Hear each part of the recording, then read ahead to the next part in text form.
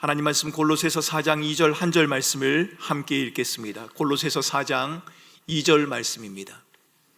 골로새서 4장 2절 말씀을 한 목소리로 읽도록 하겠습니다. 4장 2절 말씀을 같이 읽겠습니다. 기도를 계속하고 기도에 감사함으로 깨어 있으라. 아멘. 우리 한 번 더 읽겠습니다. 기도를 계속하고 기도에 감사함으로 깨어 있으라. 아멘. 우리 옆에 분에게 축복합니다. 우리 인사 나누고 자리에 앉도록 하겠습니다. 축복합니다.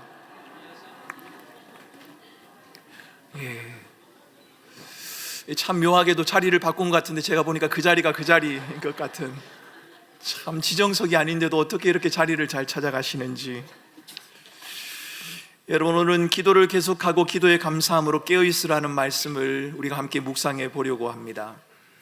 신앙인들의 경건이 무엇이냐, 그리스도인들이 경건하게 산다는 것이 무엇이냐라고 말할 때 세 가지를 말합니다. 우리 삶에 있어서의 생활의 훈련이 필요하고, 기도의 훈련이 필요하고, 하나님의 말씀을 알아가는 지식의 훈련이 필요하다라고 이야기를 합니다. 특별히 기도 훈련에 관한 말씀을 드리면서 언젠가 제가 금요 기도회 때 소개드렸던 기도 노트를 작성한 한 장로님의 이야기를 여러분 기억하실지 모르겠습니다. 제가 알고 있는 그 장로님은 군인입니다. 군인인데 기도 노트를 작성하시는 분이십니다. 사실 저는 그분의 얼굴을 뵙지를 못했습니다. 제 아들이 군 복무를 할 때 사령관으로 계셨던 분이기 때문에 저는 그분의 얼굴을 뵙지는 못했습니다. 그런데 그분이 제 아들에게 보낸 편지를 받아보면서 참 이분이 기도의 사람이구나 라고 하는 것을 알게 되었습니다. 아들이 전역을 하고 난 다음에 어느 날 그 사령관님이 편지를 보내왔습니다. 제 아들에게 편지를 보내와서 군에 있는 동안 어머니가 아프다는 소식을 듣고 내가 기도하기 시작했는데 기도 노트를 살피다 보니까 그 기도 노트에 응답의 표시가 되어 있지 않아서 어머니가 어떤지 궁금해서 연락을 했다라고 편지를 보내온 겁니다. 여러분, 참 감동적이지 않습니까? 누군지도 잘 모르는데 기도 노트에 그 사람의 형편과 상황을 하나하나 메모를 해두면서 그분의 삶이 어떻게 변화되고 있는지, 그분의 삶에 하나님께서 어떻게 응답하셨는지를 살피고 있는 그 장로님, 그 장로님의 기도 노트, 여러분, 저에게는 분명 큰 도전이 되었습니다. 저와 여러분도 언젠가 저희 교회에서 기도 노트를 한번 사용해 보면 좋겠다 싶습니다. 여러분, 기도 노트를 사용하면 아마 크게 두 가지 유익이 있을 것 같습니다. 우리의 기도가 보다 구체적일 수 있겠다 싶습니다. 우리가 기도를 할 때 보다 구체적인, 피상적이거나 습관적인 기도가 아니라 위에서 기도하는 지체들의 형편과 상황을 좀 더 정확하게 알 수 있지 않겠습니까? 그분이 어떤 형편에 있는지, 어떤 상황에 있는지, 무엇 때문에 기도가 필요한지, 지금은 어떤지 우리가 알 수 있지 않겠느냐 하는 겁니다. 기도 노트를 적게 될 때 두 번째 유익이 있다면 그것은 기도의 지속성일 겁니다. 별로 기도하고 싶지 않을 때도 노트를 펼치면 그 기도 제목이 눈에 들어오지 않겠습니까? 노트를 펼치고 기도 제목을 읽어 내려가는 그 자체로도 아마 충분한 기도가 된다라고 저는 생각을 합니다. 그래서 여러분, 기도가 잘 안 된다고 하시는 분은 굳이 기도 노트가 아니더라도 시편을 읽으시라고 저는 권해드리고 싶습니다. 기도가 안 돼서 도대체 무슨 기도를 해야 되는지 내가 잘 모르겠다라고 하면 시편을 읽으시면 됩니다. 왜냐하면 시편 모두가 다 기도이기 때문입니다. 기도가 구체적이고 기도의 지속성을 누리게 된다는 유익을 누리기 위해서 우리는 기도 노트를 사용해 볼 수 있습니다. 그런데 여러분, 기도할 때 우리에게 꼭 있어야 하는 중요한 것, 빠질 수 없는 것이 무엇이겠습니까? 기도를 열심히 해야 한다, 맞는 말입니다. 여러분, 기도는 열심히 해야 합니다. 건성으로 하지 않고 열심히 해야 합니다. 최선을 다해서 해야 하고 마음을 담아서 기도해야 합니다. 기도를 열정적으로 해야 한다, 여러분, 이 말도 맞는 말입니다. 요즘은 제가 산에 간 적이 잘 없습니다만은 예전에 제가 신학교 가기 전에 학교를 다닐 때는 늘 금요일마다 산기도를 올라갔습니다. 왜냐하면 제가 다녔던 교회에 수련원이 있었기 때문에 경북 성주에 있는 성주 수련원이라고 하는 곳에 금요일마다 교인들이 올라갔습니다. 올라가면 열정적으로 기도할 수밖에 없었습니다. 왜냐하면 무서우니까요. 깜깜한 그 산에 올라가서 있다 보면 뭔가 저를 덮치는 것 같고 뭔가 지나가는 것 같고 이런 생각이 자꾸 들기 때문에 고함을 지르지 않으면 기도가 되지 않았습니다. 열정적으로 기도를 했습니다. 산에 도착하면 12시가 되고 3시까지 3시간을 산에 머물러 있어야 하는데 그냥 가만히 있을 수가 없었습니다. 깜깜한 밤에 산속에서 고함을 지르고 나무를 붙들고 열정적으로 저는 기도를 했던 기억이 있습니다. 여러분, 기도는 열정적으로 해야 되는 것도 맞습니다. 때로는 묵상하며 기도해야 되는 경우도 있지만 열정적으로 하는 기도, 여러분, 우리에게는 필요합니다. 마음을 다해서 기도한다. 여러분, 이 말도 맞습니다. 여러분, 마음은 없는데 겉으로 기도하는 것, 여러분 편하지 않겠습니까? 마음이 없는 고백, 여러분 느낄 수 있지 않습니까? 이 사람이 고백이 진정인지 마음이 담겨 있는지 아닌지 우리는 알 수 있단 말입니다. 하나님도 능히 잘 아실 겁니다. 우리의 중심의 폐부를 살피시는 하나님께서 우리의 생각을 왜 모르시겠습니까? 그래서 여러분, 하나님 앞에서는 괜히 인척하실 필요가 없습니다. 내 마음이 불편하면 하나님에게 불편하다고 말하는 것이 그게 정직한 기도가 될 수 있습니다. 기도를 열심히 해야 한다, 열정적으로 해야 한다, 마음을 다해서 기도해야 한다. 여러분, 다 중요합니다. 그런데 여러분, 그보다 더 중요한 것이 있습니다. 기도는 꾸준히 늘 항상 해야 합니다. 오늘 성경이 그렇게 말하지 않습니까? 기도를 계속하고 기도에 감사함으로 깨어 있으라. 기도를 계속하랍니다. 기도를 멈추지 말라는 겁니다. 기도는 늘 해야 하는 것이고 항상 해야 하는 것이고 기도의 지속성을 유지해야 한다라고 우리에게 가르쳐 주고 있는 겁니다. 그런데 여러분, 만약 우리가 기도를 이해할 때 기도를 필요를 채우거나 문제를 해결하는 방편이다, 여러분 그렇게 한번 생각을 해보십시오. 기도가 문제를 해결하는 방편이다 이렇게 생각하면 기도를 늘 하기 위해서는 우리의 삶에 어떤 것이 벌어져야 합니까? 계속해서 문제가 생겨야 합니다. 맞지 않습니까? 기도가 문제를 해결하는 방편이다 라고 하면 기도를 계속하려면 우리에게 계속해서 문제가 생겨야만 기도를 지속적으로 할 수 있습니다. 그러나 여러분, 기도는 필요를 채우거나 문제를 해결하는 방편 그 이상입니다. 기도가 무엇일까요? 여러분, 저를 따라하겠습니다. 기도는 하나님의 주되심과 하나님 되심을 인정하는 고백이다. 예, 하나님 당신은 하나님이 맞습니다. 하나님 당신은 나의 주님이십니다 라고 하는 것을 고백하는 것이 바로 기도라는 겁니다. 여러분, 제가 이렇게 말씀드리는 이유는 오늘 본문을 읽어보면 나옵니다. 기도를 계속하고 기도에 감사함으로 깨어있으라 라고 하는 이 권면, 여러분 이 권면 바로 앞에 4장 1절을 읽어보면 하늘에 상전이 계신다 라고 하는 말이 나옵니다. 하늘에 너희의 주인이 있다. 1절 말씀에 상전들아 의와 공평을 종들에게 베풀지니 너희에게도 하늘에 상전이 계심을 알지어다 라고 말을 합니다. 하늘 위에 주인이 계신답니다. 사람들은 마치 자신이 주인인 것처럼 행세를 합니다. 그리고 상전들은 종들에게 함부로 하지 않습니까?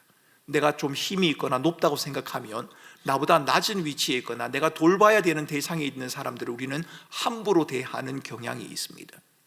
종들의 주인이 있고 주인의 주인이 따로 있다라는 말을 하고 있는 것이 아니라 오늘 본문은 모든 이의 상전이 계신다, 종과 주인의 모든 사람의 주인이 계신다라고 우리에게 말합니다. 무슨 이야기입니까? 우리가 주인이 아니요 주인 되신 하나님을 기억하라는 겁니다. 여러분, 이것이 바로 기도의 출발입니다. 누가 우리의 인생의 주인입니까? 하나님이십니다.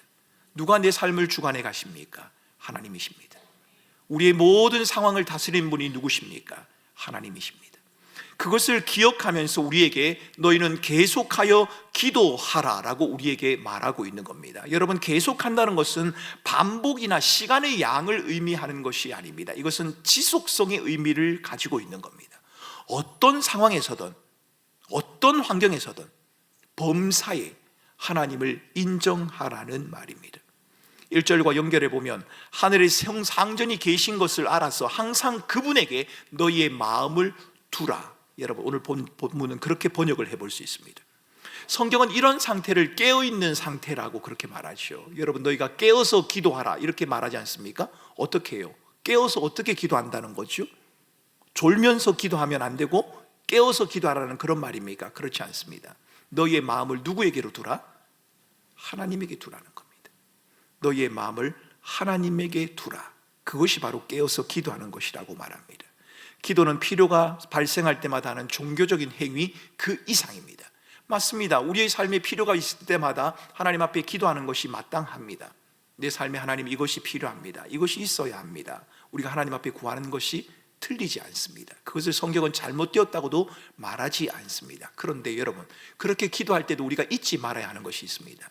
너희에게 무엇이 있어야 할 줄 아시는 하나님이 우리의 하나님이 되신다는 것을 잊지 마셔야 합니다. 하나님의 주인인 것을 잊지 않는 것이 기도의 출발이다라고 성경은 말합니다. 오늘 편지를 받아 읽고 있는 골로새 지역, 여러분, 다양한 문화가 존재하는 곳입니다. 영혼을 중시하고 천사 숭배를 강조하는 사상이 만연한 곳이 바로 그곳입니다.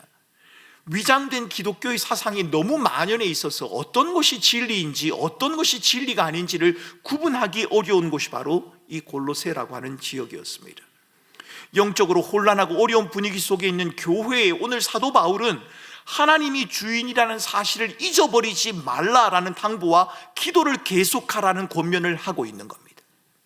너희가 그렇게 혼란스럽게 살아가고 있는 그 세상 속에서도 그 삶의 주인이 하나님인 것을 너희들이 잊어버리지 말아라. 너희가 추구하고 생각하는 그 상황의 변화가 너희의 삶의 근본적인 변화를 가져오는 것이 아니라 너희의 삶의 주인이신 하나님 그분이 너희의 삶의 열쇠가 되신다고 하는 것을 우리에게 말하고 있는 겁니다. 하나님의 주인 되심이 고백되는 곳, 여러분, 그곳에서 기도가 가능한 겁니다. 만약 하나님이 내 인생의 주인이란 사실을 놓쳐버린 채 우리가 아무리 열정적으로 기도하고 아무리 열심히 기도한다고 해도 그것은 기도라고 표현하기보다는 오히려 주문이라고 표현하는 게 맞을 겁니다. 얼마나 간절히 기도하느냐, 얼마나 길게 기도하느냐, 얼마나 열심히 기도하느냐, 그것보다 너의 마음이 지금 하나님을 향하고 있느냐, 여러분, 이게 중요하다는 겁니다. 여러분, 이렇게 표현해 볼 수 있을까요? 여러분, 요즘 TV에 채널이 너무 많지 않습니까? 예전에는 MBC, KBS, SBS, JTBC 이 정도였는데 요즘은 요즘 TV에 채널들이 너무 많습니다.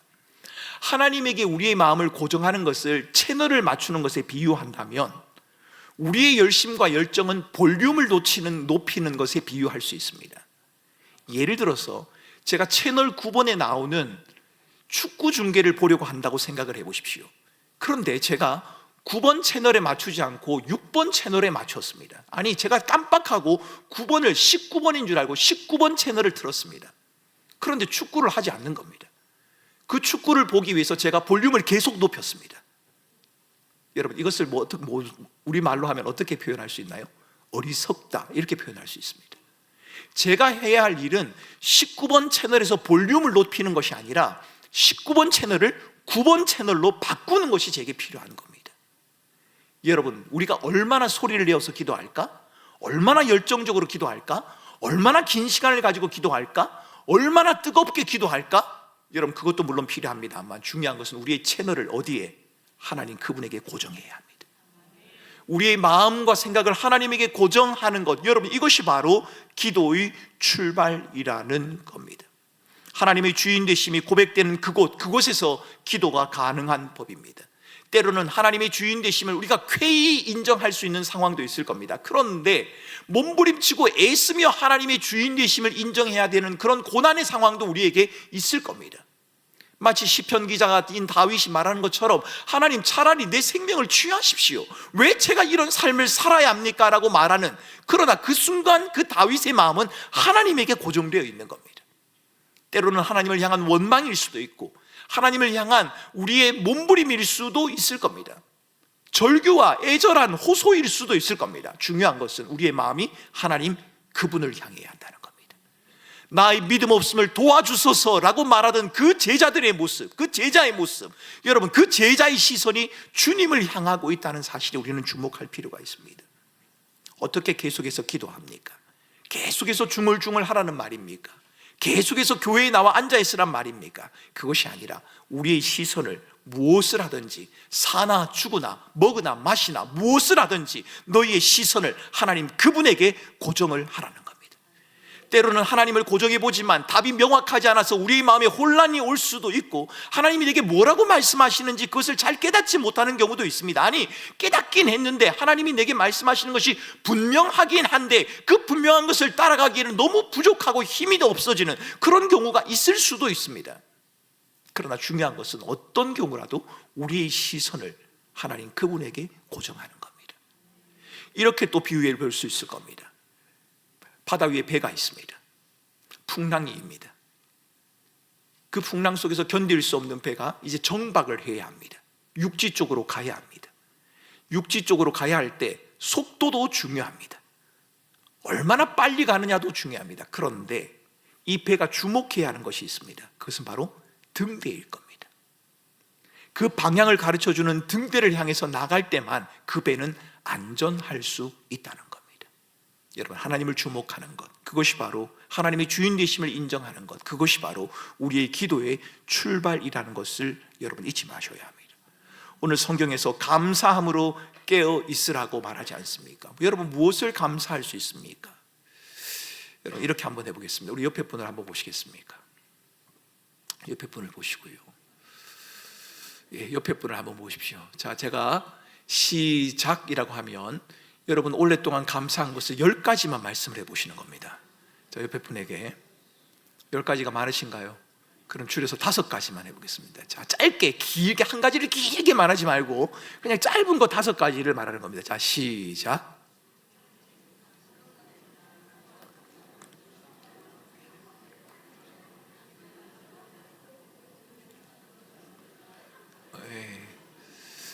네.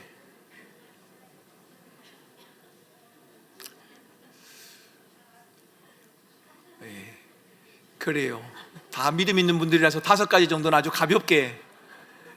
그런데 여러분, 제가 느끼기에는 이 5가지를 만들어내느라 여러분들이 지금 얼마나 애쓰고 계신지를 제가 별로 감사하지도 않는데 감사한 걸 말하라고 하니까 5가지로 어쨌든 말을 해야겠는데 애를 쓰고 있는 여러분들의 모습, 그 심정이 조금은 느껴집니다. 여러분, 우리는 감사에 인색한 자들입니다. 우리는 감사하기가 참 어렵습니다. 우리의 본능과 우리의 원함에 충족되어질 때만 우리는 감사할 수 있습니다. 그런데 성경은 뭐라고 말합니까? 범사에 감사하라. 오늘 성경은 기도를 계속하고 기도에 감사함으로 깨어있으라, 그 말은 항상 감사하라, 감사를 계속해라라는 말과 같단 말입니다. 어떻게 해요? 불평되는 일이 많은데요, 짜증나는 일이 있는데요, 억울한 일이 있는데요, 속상한 일이 있는데요, 어떻게 감사하란 말입니까? 어떻게 범사에 감사하라는 말입니까? 만약 이 본문이 우리에게 감사의 조건을 따라 감사하라고 하는 것이라면 여러분, 이 본문은 우리에게 불가능한 것을 요구하는 것입니다. 우리는 범사에 감사할 수가 없습니다. 우리에게는 짜증나는 일이 있고 속상하는 일이 있고 원통한 일이 있고 우리의 마음에 불편한 일들이 있기 마련입니다. 그럼에도 불구하고 성경이 감사함으로 깨어있으라, 범사에 감사하라, 무엇을 어떻게 해요? 오늘 본문이 말하는 것은 오늘 본문 1절에서 말하는 것처럼 하나님이 너희의 주인이신 것을 감사하라는 이야기입니다. 우리는 넘어지고 우리는 실패하고 우리는 좌절하고 때로는 우리는 배신하고 우리는 허물어지지만 사람은 우리를 떠나고 사람은 때로는 우리를 오해하고 우리의 일들이 우리를 무능하게 만드는 그런 경우도 있지만 살아계신 하나님, 하늘의 주인이신 하나님이 너를 버리지 않고 너를 끝까지 지키고 인도한다는 그 한 가지 사실, 그것으로 인해서 감사하라고 말하고 있는 것입니다. 우리의 주인이 하나님이신 것, 여러분, 그것으로 인해 우리는 감사하는 겁니다. 기도는 멈출 수가 없습니다. 왜 그렇습니까? 하나님이 우리의 주인 되심을 인정하는 행위이기 때문에 그것을 멈출 수 없다는 겁니다. 하나님의 주인 되심을 고백하는 행위, 이것이 바로 기도이기에 어떤 상황에서도 기도는 계속되어야 합니다. 왜요? 하나님이 우리의 주인이시니까요. 때로는 그 기도가 우리의 열정적인 기도의 모습을 통해 드러나기도 할 것이고, 때로는 어떤 경우에 찬양의 모습을 통해 드러나기도 할 것이고, 때로는 아무 말도 할 수 없는 한탄으로 나타날 때도 있을 것이고, 때로는 침묵으로 나타날 때도 있을 것이고, 때로는 고요히 잠든 중에 우리의 심령 가운데서 하나님을 높이는, 그 인정하고 고백하는 그런 일들이 있게 되어질 거란 말입니다. 꿈에라도 주님과 함께하고 싶어하는 그 마음과 그 중심, 여러분, 이것을 우리는 잊지 말았으면 좋겠습니다. 내가 주인처럼 행세하는 부분은 우리에겐 없습니까? 내가 붙들고 있고 내가 씨름하고 있고 내가 해결해야만 할 것 같고 나 혼자서 이것을 어떻게 해야 하나, 여러분, 그렇게 하고 있는 그 부분이 없는지 우리 자신들을 살펴보아야 합니다. 기도를 단지 필요를 채우고 문제를 해결하는 것 정도로 여겨서 하나님과의 대화, 나의 주인 되신 하나님이 내게 하시는 말씀에 대해서 그분이 원하시는 일을 소홀히 하고 있지는 않는지, 여러분, 이 부분도 우리는 한번 돌아보아야 합니다. 여러분, 우리의 마음 가운데 하나님이 내 인생의 주인이라는 생각을 흐트러지게 만드는 그것이 과연 무엇입니까? 어떤 것이 우리의 마음을 그렇게 복잡하게 만듭니까? 어떤 사건이 하나님의 주인 되심을 인정하지 못하도록 우리에게 다가오고 있습니까? 여러분, 그것이 바로 우리의 기도 제목이 되어야 하는 겁니다.